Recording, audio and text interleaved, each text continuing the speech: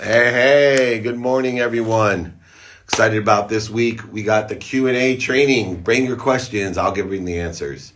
BYOQ. Bring your own questions. I will bring the answers. Friday at 11 a.m. Pacific, 2 p.m. Eastern. We are excited to have it. As usual, it's free.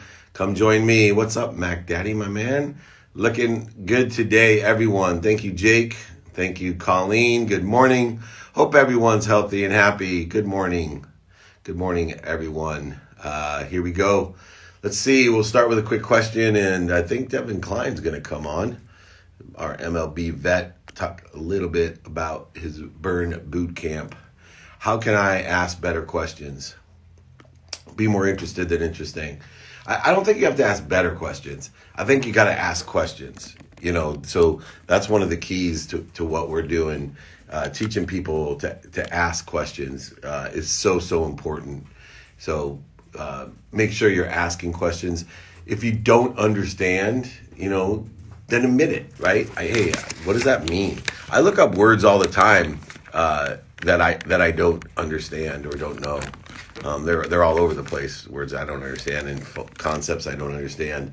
Be more interested than interesting. Looking for Devin Klein on here. Let's see here. The Burn Bootcamp. What is the best way to market a book? Consistently, persistently market your book. In person, on the phone, via email and media, radio, print, TV, social media. I think the best way to market a book is to give it away and have a downstream of how you can be of service and of value to others. Sharing your ideas is the best way to market a book. At least giving away chapters or ebooks or audiobooks, but making sure that you are using your best ideas there. Let's see here, Devin Klein. Good morning, everyone. Don't forget, Thank You Devin. Welcome. The famous MLB vet. There he is. What's up, D? David, dude. Legend. What's going on, bro? How are you? To have you here. I'm excited to hear about the Burn Boot Camp, see what you have going on. You and I both have very similar missions in life, right? To empower others. Yours very specific, mine very general, but guys like you are what I call one of my 1,000, because my mission is to empower over 1 billion people to be happy. I saw Trevor Mohan on there. What's up? He's in my 1,000 group. But, you're out there doing it, health, happiness, together, especially for women. So give me an idea of how you came up with the idea of the Burn Boot Camp and what exactly it is.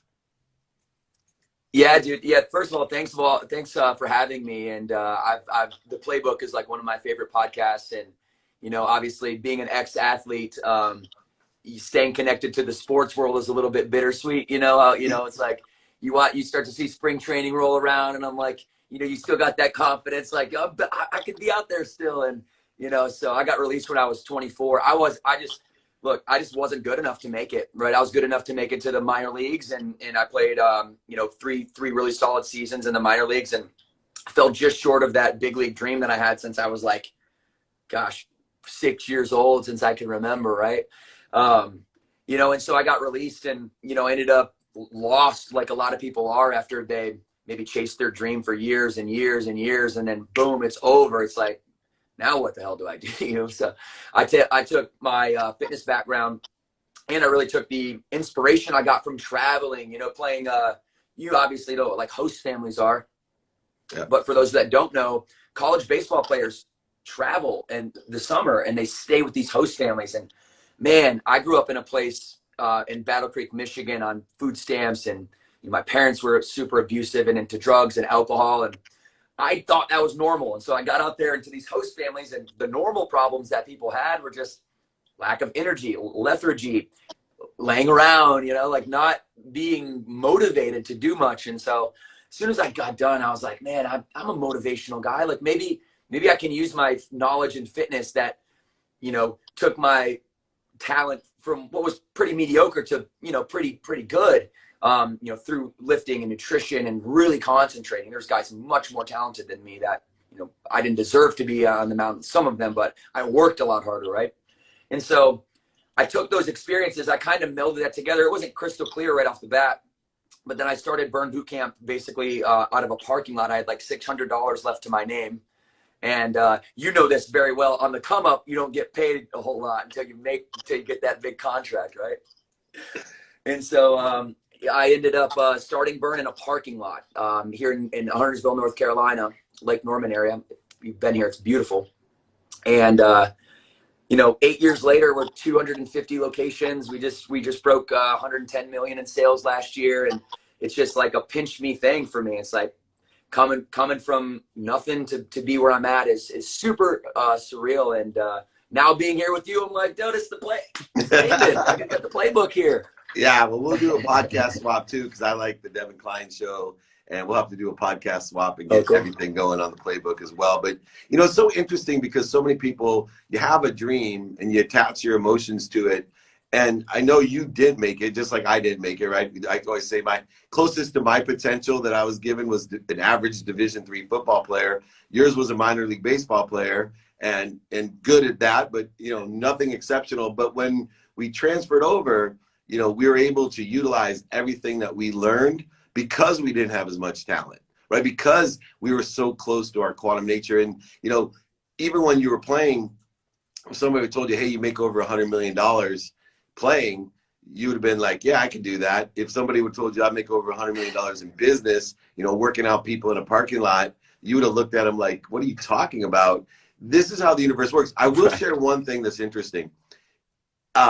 People that make it, and this comes from my agent tree days, one of the biggest challenges that people who do make it, and you have friends who made it, is they have the same question when they make it that you had when you did make it. What do I do now? Right? And there's the difficulty of attaching your emotions to an outcome, your happiness to the outcome. I wanted to be just rich so bad that when I was rich, I kind of had that same, like, those, first world problems of what now, this lethargic, abusive, self-sabotaging waste of my life. And I had to go through a re-engineering to say, I got Dave Meltzer boot camp. I better get my stuff together because I'm wasting all this quantum energy that I have. What do you see though? Because obviously yours is a daily program, right? It's 45 minutes, I think. And I'm a daily guy. I'm a daily guy. I go on vacation every day. I with my family every day. I study every day. Everything. I work out every day. All focus. What do you think the most difficult thing about teaching people to do things every day? Because it is the biggest challenge I see out of anything the human mind, body, and soul can do. Yeah, I love that concept, by the way. It's like the show up every day in every way concept. And that's, for me, I share that with you. And I don't think you can experience a level of success, a certain level of success without having that manifest itself in your life in some way, shape, or form every day, or at least in the long run, right? Over a long period of time. So for me, the most difficult hurdle that I have teaching people to show up, and I'll speak contextually to fitness, is understanding that you have to apply curiosity as a filter to a lot of things that you hear. And you've probably heard this in the fitness industry. Everyone and their brother and mother says it's 80% nutrition and 20% fitness. You hear that, right?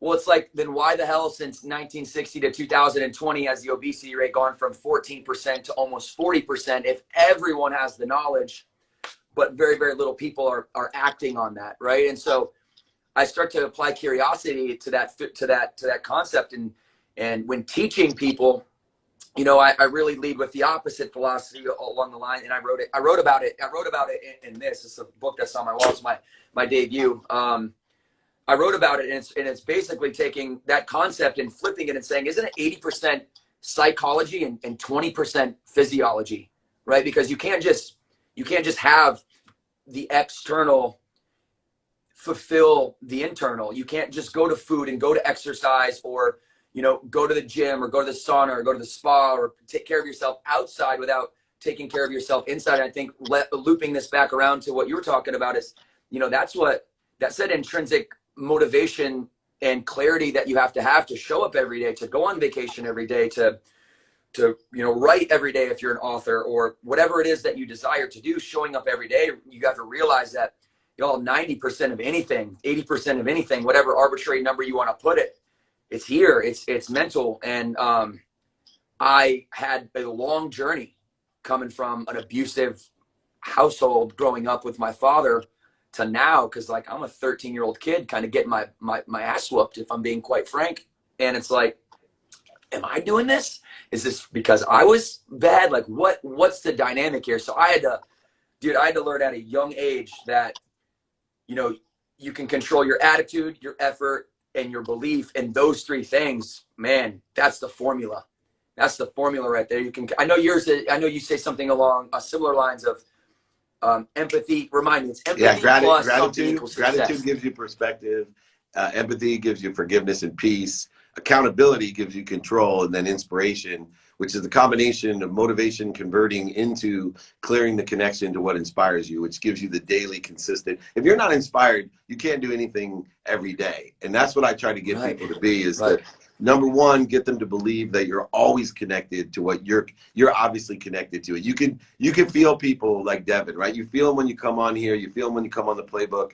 You know that they know that they're connected at all times to this unbelievable source of power, light, and love. Now, how do we get people to clear that, right? And that's why I'm with you. The 80-20 rule applies to what it was. And because I would tell someone that if you have the psychology, right, you can eat whatever you want and lose weight. And what I mean by that is, if you have the psychology to work hard enough, you know the science and the math. You can eat whatever you want. Now, you may cause heart disease if you eat Popeye's fried chicken every day, but you'll be skinny, right? You literally can burn enough to not get fat and to be what it is. But I truly believe that that psychology, and I always said, I got these three things that made life simple. Is like, got them from sports. You'll get this. One, did you hustle? Just simply, did you do your best? You hustle, right? Because I know that there's one thing I can tell. I've never seen you play, but I guarantee you were the first one there, last one to leave, and you hustled it. You ran down to first place if you walked. Still am.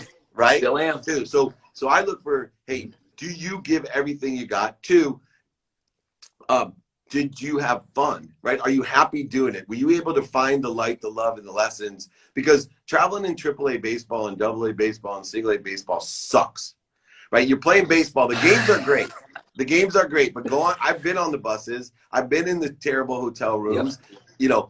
Besides the conversations, half the guys don't know English. The other half aren't educated at all. And you are an intellectual. So if you're reading books like Stop Starting Over or whatever the book is, and you're looking for someone to talk to, there's very few people to talk to. That's a challenge. So are you out hustling everybody? Yes, are you finding the light, the love, and the lessons? And then number three, the easiest one, right? What did you learn? I love the fact that you looked and said, I'm more interested than interesting. Too many people just accept what other people say.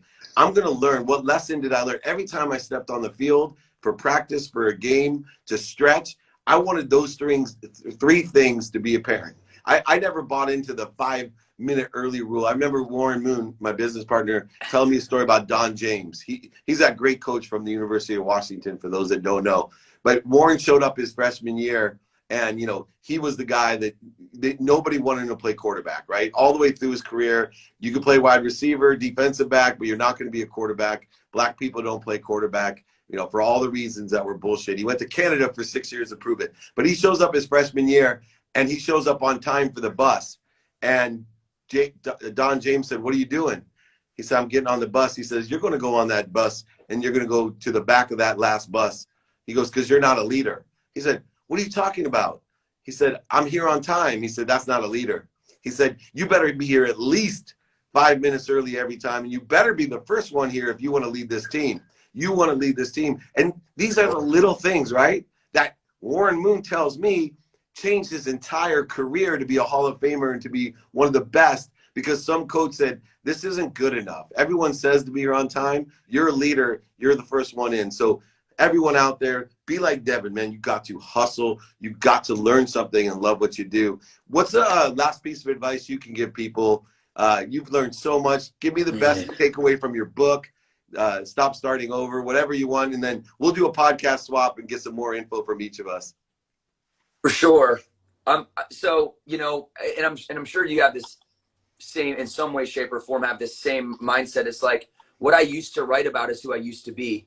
And although I'm proud of my book, it's also an outdated mindset for me, because we're showing up every day and we're getting better every single day. And so you know, you look at it and yeah, I try to be proud of it because, you know, what's a life worth if you're not living and being proud of yourself? But at the same time, you know, like when I ask that question, I'm like, how do I use the time with successful people like yourself and the privilege to have an audience like this to try to manifest a new thought or a new idea or a new concept? And I think one thing that I just popped in my head as you were talking, and we'll leave with this, is, you know, a lot of people are chasing happiness. And I know you know this probably better than anybody. You're not always happy. And if your goal is to be happy, then you're going to be disappointed a lot. And I think for me, the goal is, and I teach people in fitness this too, but the goal isn't to be happy. The goal is to find meaning. The goal is to have something that is a driving force of nature that is above and beyond what you think that you want superficially. And so chasing happiness, you're going to be left kind of in the dust. And that's what a lot of people do with fitness, is they think fitness is the end game. They think sports is the end game. They think that all of these things that they want, that they think that are going to make them happy. Like you said, when they get there, what the hell do I do now? But you do the same thing when you're happy, when you get to happiness. It's like, what do I do now? And so for me, it's about chasing that meaning. It's like, what's the moral responsibility of a human being, in my opinion, is to chase the highest level, the highest conceptual level of problem that you can. And whatever you can conceive that can change the world in whatever way you can conceive it, you got to go chase that. And that transcends fitness. That makes fitness a stepping stone. That makes a six-pack, that makes abs, that makes shoulders, that makes squats, all things I love. But those are metaphors for the discipline that I create on the way to find the meaning that I was put here for. And as esoteric as that sounds, I really do believe it. I really believe that. Well, I know Chris Gardner, my friend, wrote that book and did the movie with Will Smith called Pursuit of Happiness. I always argue with him, happiness is the pursuit. Everything around me I've intended. And like you said, I think it's important to know not only have I intended everything around me, but I give meaning to everything I see. So there's always meaning that we're giving. So give the right meaning to what we see, and you'll get the right perspective of that. And you're the king, man. I appreciate it. Go buy his book, Stop Starting Over, and also check out Devin Klein show and the playbook with both of us. We're going to get that going for everyone. Thank you so much for inspiring us, my friend. Congratulations. Hey, and thank you. I look up to you. You know, I'm a young guy coming up as an entrepreneur, and you know, you're very inspiring. And you know, if any of my followers had come in and saw this, you got to make sure you go follow David, because dude's a legend, and 5 minutes with him is better than 4 years at a university. So I appreciate it. Thank you, man. That's a great compliment. I appreciate it. Have a great day. I'll see you soon, okay? Stay happy and healthy. I know you will. The great Devin Klein, what a great perspective. Over $100 million business, all by attitude, building it up and believing in himself, using everything he learned on the road as a minor league baseball player in order to effectuate the attitude to get the aptitude. And he's still learning. That's what I love about him. One of the most challenging things I had in writing my own book was, by the time it's all published and finished, when you got to read the audio book, it's painful because you're like, I'm so far past my own book. Oh my God, I know that people will learn from this. Victoria, you're here. Let me grab Victoria Garrick, the founder of The Hidden Opponent. And I listened to her TED Talk. It was really, really good. If you haven't checked that out, make sure you do. Let's bring her on. And here we go. What a great day. Don't forget Friday. Hi, David. Thank you for having me. Thank you for coming on. How are you this morning? Amazing. How are you? Good. I loved watching that. I was like, I got to go work out now. I got to get going. Yeah. You know what I love is, like, you get a different vibration or frequency from people. And like when you came on and Devin comes on, it's like, to me, looking at my screen, it's literally like a light. You know what I mean? Like I'm very empathetic, so I feel people anyway. So like the visual meaning of someone like you that has such a positive perspective, also trying to empower so many people, you know, with the late Kobe Bryant and the collaborations that you've done in that respect as well. But, you know, things aren't always easy for everyone. And I love people who persevere and then allow their experience to be utilized for other people so they too can persevere and follow their dreams. So give me a little bit of an idea of what you're working on now and where you were collaborating and what's going on with your collaborations that you had. Yeah, so I was a Division I athlete at USC. I played volleyball there. And in my time as a high-level college athlete, I really struggled with all the pressure. And I think a lot of us look at how cool the experience is, but really when you're in it, there's a lot that you have to do to just get by at that level. And it was really stressful for me. I ended up struggling with performance anxiety and depression, and all of those mental health issues kind of like hit me upside the head, because I thought, wait, like top athletes cannot feel confident. They can feel sad and not want to go to practice. And it was totally new for me. So in kind of realizing that, I wanted to speak out about it so that hopefully other athletes wouldn't be as shocked as I was. And in doing that, I founded an organization called The Hidden Opponent, which raises awareness for student athlete mental health. And I was very grateful to have Kobe Bryant last fall respect the vision and want to help. And so in his new book that has come out, Geese Are Never Swans, he has listed the Hidden Opponent organization as a resource for student athletes, which is a huge honor. And I mean, this book is just incredible when it comes to discussing the mental health of young athletes. And I think it's so nice, like the young athletes, especially at big Division I schools, they're looked up and idolized as professional athletes are. Some are even bigger as brands today with social media than professional athletes are. And there is a lot of pressure. But I think one of the nuances from the book and from you that I've gathered is it's not only helping those athletes, but all the people. You know, my whole mission in life is stimulated because my 3 teenage daughters' friends were depressed, suicidal, anxious, and they were going into using all types of opiates and like just ridiculous things. And I was born with the happiness gene, right? So for me, it was quite a challenge to understand why I couldn't just tell people, hey, just look at the glass half full. You don't want to go to practice? You know, look at the glass half full. You got this. I mean, it's not that easy. That would be like telling someone with an ACL tear, like, just walk it off. Exactly. Yeah. Explain that to people, because that was, for me, I know it sounds silly, but it was a major learning experience of like, wait a second, I can't just help people by telling them what I know. You know, I couldn't just tell you your knee's better and it's better. So explain the difference. I similarly feel like I was born with a happy bug. I'm known as bubbly, outgoing, positive. And then so for me to experience a state of depression, I was like internally shocked. Like, where's the girl I used to be?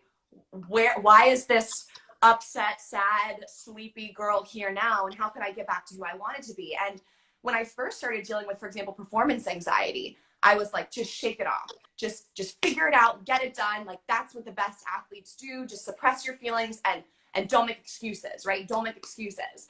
And so I tried to treat it that way. And because I ignored the severity of it, things only got worse for me. And it really is an invisible injury. And that's why the organization is called The Hidden Opponent, because I think all athletes face this inner demon of, you know, how far is too far in pursuit of our athletic dreams.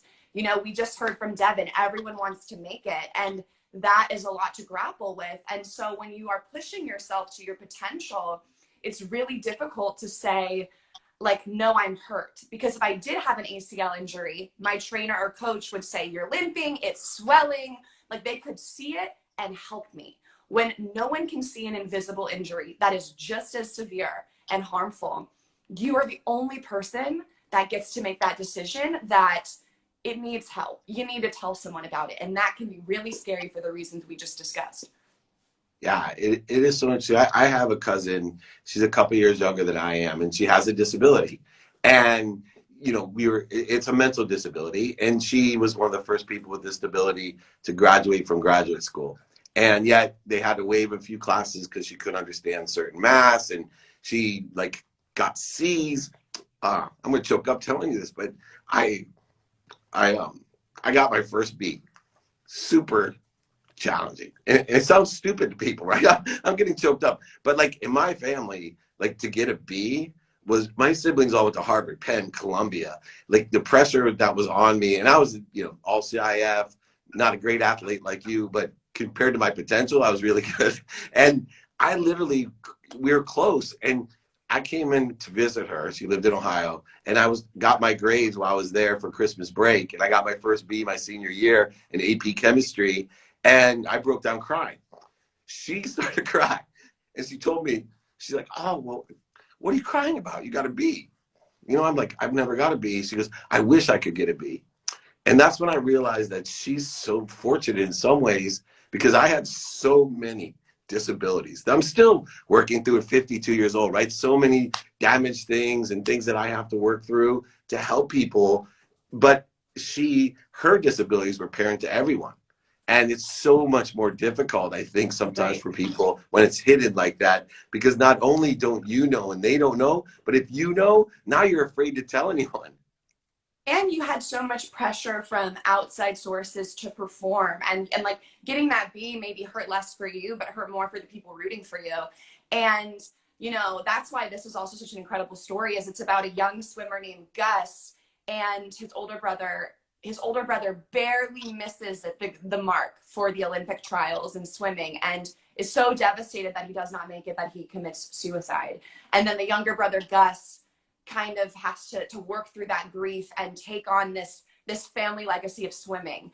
And I just think it paints a beautiful picture in the many obstacles we face with mental health challenges, and how our family relates to that, and our personal goals, and then the visions we had of ourselves. I think also too, when something like that happens, you think, you know, I never thought I would fail, or I would come up short. And then the day you see the paper or it happens, similarly, the day for me, I was told, you know, you need to take antidepressants. I felt like I can't just do it myself. Like I lost somehow, because so-and-so doesn't need medication, but I do. So it's very hard to cope with. That's why, you know, getting help and talking about it like this is so important, because so many of us do experience similar things. Yeah, no, and someone's just asking again, so I don't screw up the title. They want to know the title of the book. Yes, one more time. The book is called Geese Are Never Swans, created by Kobe Bryant and written by Eva Clark. It is going to be out everywhere you can get books, July 21. And it's an amazing read. So I recommend you pre-order it and give this a read. You know, it's interesting, because I was blessed to, you know, I'm on the board for the Olympics, and blessed to be around Apollo Ono and John Boyle's my favorite story that applies to what you're teaching. Because in speed skating, literally, I joke around saying that if I was as fast as Apollo Ono, I'd have one advantage, because my nose is so big that you win by 0.001%, right? Like, imagine your whole life how hard you work for the Olympics, and you could lose. Literally, the difference between gold and not medaling is 0.001 second, or it's so tiny. And that John Boyle, Stanford genius skater, he gets the silver medal, and he loses by like a thousandth of a second, the size of my nose. I joke around, and he depressed, he's suicidal, he quits skating, everything drops because he's so close. And I was listening to what you were saying earlier with Devin, and you mentioned like the leader is always there early. And like, I love it. I get it. Like, let's have the leader be early. But then I'm thinking, like, what are all the things you need to do to be the best, right? Show up early. Always give 100%. Never miss a practice. It's all these things we can stack that can drive a person to not feel well. So while we want to be the best version of ourselves, we also have to cut ourselves some slack. And like, you know what? I worked out, or I trained 5 days this week.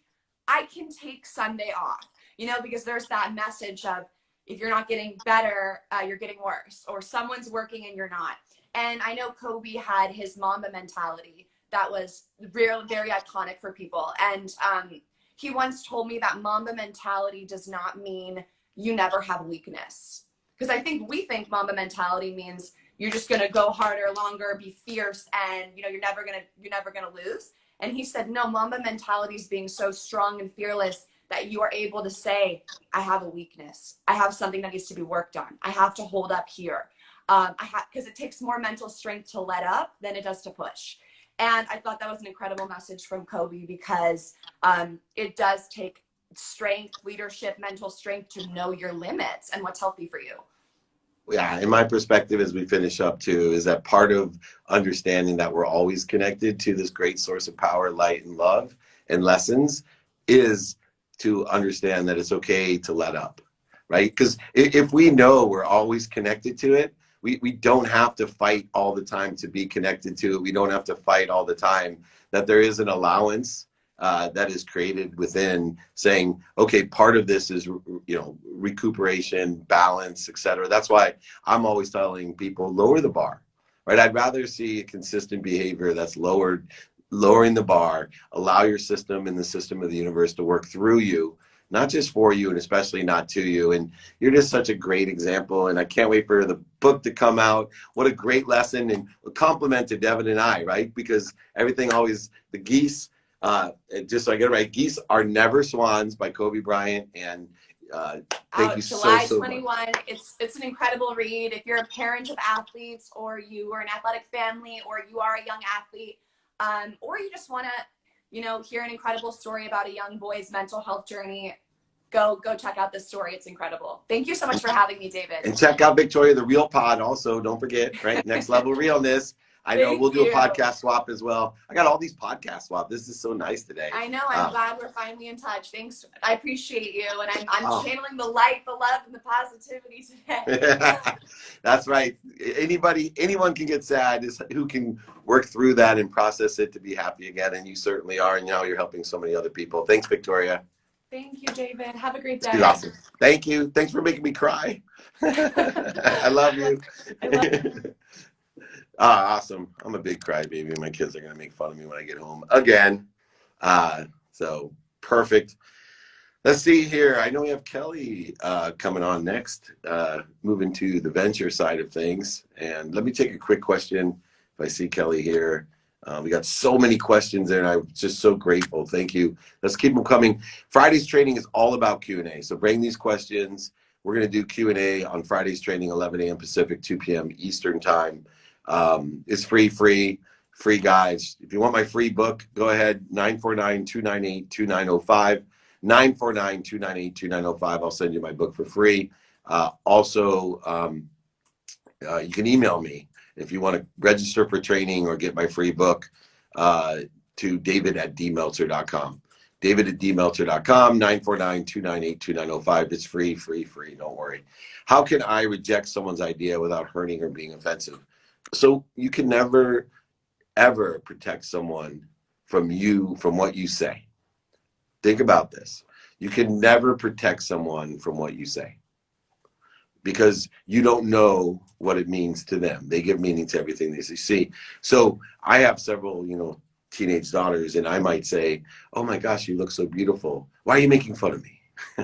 Right? This happens all the time to people. I have positive intent to be constructive and say, hey, try this way at work. And then someone's like, oh, what? He's micromanaging me. Oh, no, I care about you. And I want you to do better so you can make more money, help more people, and have more fun. So don't try. Say what you can in the most positive light. Manage expectations the best that you can, but you never can control the way someone feels or perceives what you say, do, or think. And that's just the truth. And that's why, and I think that's miscommunicated a lot of times when people say, I don't care what they think. No. I can't control what you think. I care what you think. I want you to expand, accelerate, grow, find the light, love, and lessons in everything. I care immensely. I've invested my life into caring and empowering others to be happy, but I can't control it. I can't control what I think, say, and do, and how. I can't control what I think, say, and do. I can control, but I can't control how it affects you or what you think or perceive of what I say, think, or do. All right? Make sure you take that lesson home with you. Looking again, if Kelly's here, let me know. If not, I'm going to keep on powering through all these great questions. How to dream bigger when your logical mind stops you even unconsciously. Use a +1 attitude.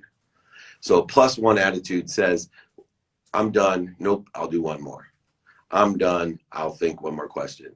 I'm done. I'll make it better. I'm done. Nope. So when you're done, +1. When you're done, +1. That's how you do it. It's really simple. Every time that I'm finished, I'm +1. When I finish running in the mornings, I turn back around, run back into the end of the street and back again. I'm done. Nope. One more. One more time. +1. When you're done, +1. Remember, that will add up to +365 in whatever you're doing every single year. 10 years is +3,650. You're way ahead. way ahead. It's going to add up. Don't forget the pond example, the aggregate. You're going to learn. These are great questions. Please bring them. You bring BYOQ. You bring the questions. I'll bring the answers. Fridays, free training, 11 a.m. Pacific, 2 p.m. Eastern. Text me 949-298-2905. David@dmeltzer.com. David@dmeltzer.com. Please join me. Let's take another question. Don't see Kelly. Why are assumptions more important than decisions? In your opinion, assumptions are more important than decisions. I don't think so. So assumptions are what takes place in evaluating your decision, right? For me, I take inventory of my values every day, personal, experiential, giving, and receiving values.